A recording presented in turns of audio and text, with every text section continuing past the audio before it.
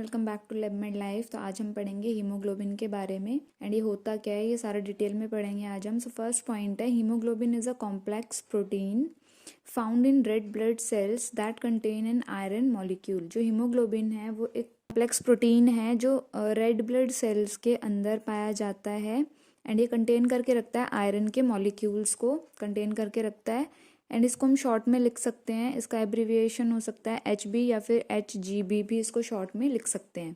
Normal range जो है haemoglobin की मेल के अंदर होती है 14 से लेकर 18 ग्राम पर DL एंड फीमेल्स के अंदर होती है 12 to 16 gram per DL। Newborn's baby के अंदर होती है 7 to 22 ग्राम पर DL। उनमें as compared male and female ज़्यादा ब्लड होता है बच्चों में, इन्फेंट्स के अंदर। और जो मेन फंक्शन होता है हीमोग्लोबिन का वो है ट्रांसपोर्ट करना ऑक्सीजन को लंग से टिश्यू तक, transport of O2 from lungs to tissue and carbon dioxide from tissue to lungs. ये फंक्शन है हीमोग्लोबिन का। एंड जो हीमोग्लोबिन है वो मिलके बना है 4 प्रोटीन मॉलिक्यूल से। जो प्रोटीन मॉलिक्यूल्स है वो ग्लोब्यूलिन चेन है, ये आपस में कनेक्ट रहती है टुगेदर, कनेक्टेड टुगेदर, जो फॉर्म बना एक फॉर्म में कनेक्ट रहती है ये चेन में एंड ये हीमोग्लोबिन बनाती है कनेक्ट होकर। जो एडल्ट जो होते हैं वो 2 अल्फा ग्लोब्यूलिन को कंटेन करके रखते हैं एंड 2 बीटा ग्लोब्यूलिन को कंटेन करके रखते हैं। मीन्स ऐसे चेन बनती है, 2 अल्फा के होंगे एंड 2 बीटा के, इनको मिला के चेन बना के रखते हैं। वो ऐसे चेन में अरेंज रहते हैं तो हीमोग्लोबिन ऐसे बनता है। और जो नेक्स्ट पॉइंट है, जो फीटस होते हैं मीन्स जो इन्फेंट्स होते हैं उनमें बीटा चेन नहीं होती है। मीन्स समझते हैं इसको क्या होता है। उसमें बीटा चेन स्टार्टिंग में नहीं होती है बच्चों के अंदर। उनमें क्या होता है, 2 अल्फा चेन होती है एंड 2 गामा चेन होती है इन्फेंट्स के अंदर। ऐसे 2 अल्फा की चेन होगी, 2 गामा की चेन होगी, वो अरेंज रहेगी, कनेक्ट रहेगी टुगेदर एंड वो फॉर्म करेगी हीमोग्लोबिन को। ऐसे होता है। जैसे जैसे बच्चे बड़े होते चले जाते हैं, जैसे जैसे ग्रो करना स्टार्ट करते हैं, तो जो गामा चेन होती है वो रिप्लेस हो जाती है, मीन्स वो अपने आप ही हट जाती है एंड उसकी जगह पे आ जाती है बीटा चेन। 2 बीटा चेन आ जाती है जो जब अडल्ट हो जाते हैं हीमोग्लोबिन के स्ट्रक्चर में 2 बीटा चेन कनेक्ट हो जाती है। नेक्स्ट पॉइंट है, जो ग्लोब्यूलिन चेन होती है, हर एक ग्लोब्यूलिन चेन है वो आयरन को कंटेन करके रखती है। मीन्स एक ऐसे कंपाउंड को कंटेन करके रखती है जिसके अंदर आयरन होता है। सो वो कंपाउंड है हीम को कंटेन करके रखती है। इसके अंदर आयरन प्रेजेंट रहता है, इसीलिए हीमोग्लोबिन नाम पड़ा है इसका। जैसे हीम प्लस ग्लोब्यूलिन को जोड़कर हीमोग्लोबिन बना है। हीम रहता है उसमें और हीम के साथ साथ ग्लोब्यूलिन ज्वाइन रहता है, कनेक्ट रहता है, जो मिलकर बनाता है हीमोग्लोबिन। एंड हीमोग्लोबिन एक रेड कलर का पिगमेंट है जो प्रेजेंट रहता है हमारे ब्लड के अंदर। Haemoglobin is red in colour because of presence of haem की वजह से। हीम के अंदर आयरन है, आयरन कंटेनिंग कंपाउंड है हीम। सो वो रेड कलर रहता है। मीन्स ये पिगमेंट है, ब्लड को रेड कलर प्रोवाइड करेगा। इतना आप लर्न रखो, इसको याद रखो। When iron molecules bind with oxygen, जब आयरन मॉलिक्यूल ऑक्सीजन के साथ बाइंड करता है तो ये ऑक्सी हीमोग्लोबिन बन जाता है।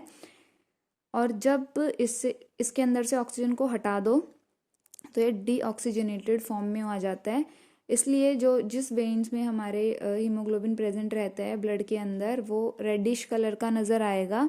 एंड जिसमें ऑक्सीजन बाइंड नहीं होता है, वेन्स जो हमारे होते हैं ऐसे ग्रीन ग्रीन नज़र आती है, वो डीऑक्सीजनेटेड वेन्स होती हैं, उसके अंदर ऑक्सीजन नहीं होता, वो ब्लू रेडिश थोड़ा कलर आएगा, ब्लू कलर की वो दिखती है। इसलिए हमारी वेन्स है वो ब्लू कलर की रहती है जिसके अंदर ऑक्सीजन प्रेजेंट नहीं होता। आर्टरीज वगैरह के अंदर ऑक्सीजनेटेड ब्लड प्रेजेंट रहता है।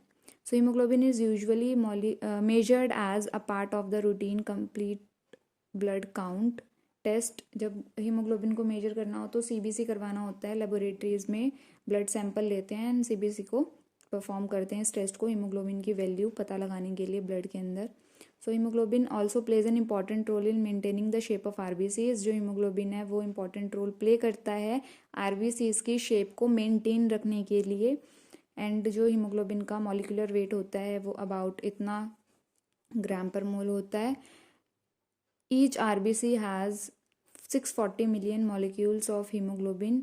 हर एक RBC के अंदर 640 मिलियन मॉलिक्यूल्स प्रेजेंट रहेंगे हीमोग्लोबिन के।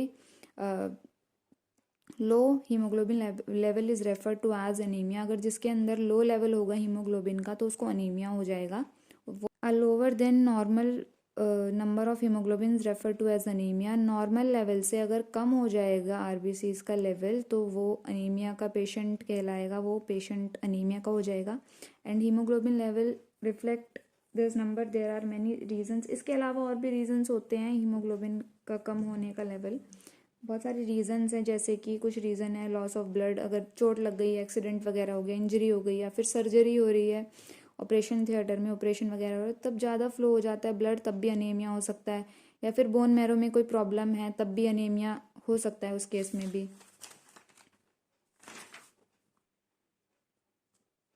नेक्स्ट है किडनी फेलियर पेशेंट को भी अनीमिया हो सकता है।